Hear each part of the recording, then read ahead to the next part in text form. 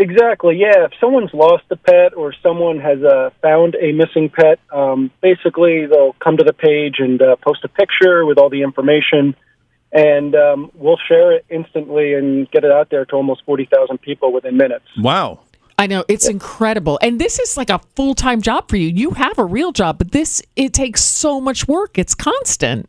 It does, yeah. And, for the first almost year, I ran it by myself, and it kind of got really, time-consuming. And so I brought on some volunteer help just to keep the flow moving, so there's never any downtime, really, and so there's always coverage. And right now I got 6 volunteers that help me out, so they're every day and every night is covered during the week. So, because time is of the essence, when a pet's missing. Well, once again, the page is called Lost Pets of the Hudson Valley on Facebook. We're talking with Bentley Potter. So, Bentley, do you ever have a case where a dog takes off from, say, Saugerties, and then they wind up finding it playing down there at the dog park in Beacon, like anything weird like that?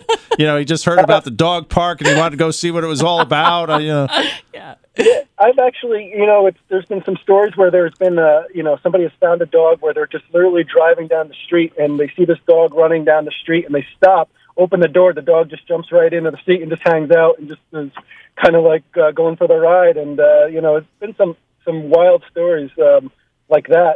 They just kind of happen to know where to go to. A dog that actually was missing and ended up waiting at a bus stop, and a bus came by to do its regular stop, and the dog hopped on and was kind of like trying to get a ride back home. It's amazing. Now, would you say that the majority of people who post on your page do wind up finding their pets, their lost pets?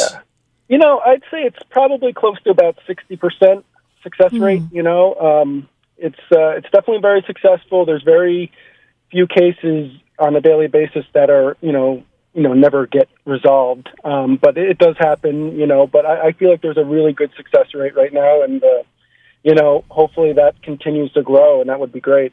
And how do so many pets get lost? That's what I don't understand. Are they unleashed, or how is this happening? It's just a myriad of things that end up happening. Sometimes it's just an accident where, a delivery guy is coming in and all of a sudden the dog shoots out for 2 seconds and while the door is open, or, sometimes, somebody has their dog off leash and they see a deer and they take off. And, right. Dogs, they're very, scent driven. So it doesn't take much for them to kind of like forget what's going on and where they are. And next thing you know, they're a mile away from home. Mm-hmm. Yeah. And you haven't had any stories of any like 20-foot long pythons that were lost in an apartment complex somewhere, nothing like that?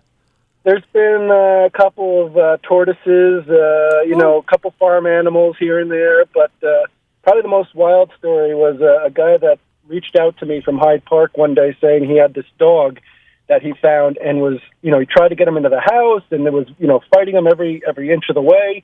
And, he managed to get him in his screened-in porch and he was tearing everything up and he was unhappy and he sent me a picture.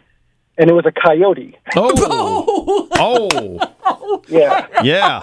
Wow. And so I said, Bud, you got a coyote there. You might want to be careful and let him out. He goes, oh, that makes sense. I've never seen a dog look like that before. Yeah. All right. Bentley Potter. Once again, it's Lost Pets of the Hudson Valley on Facebook. You're doing a good thing here, Bentley, and thanks for taking a few minutes out to talk to us. Thank you so much for having me on. I really appreciate it.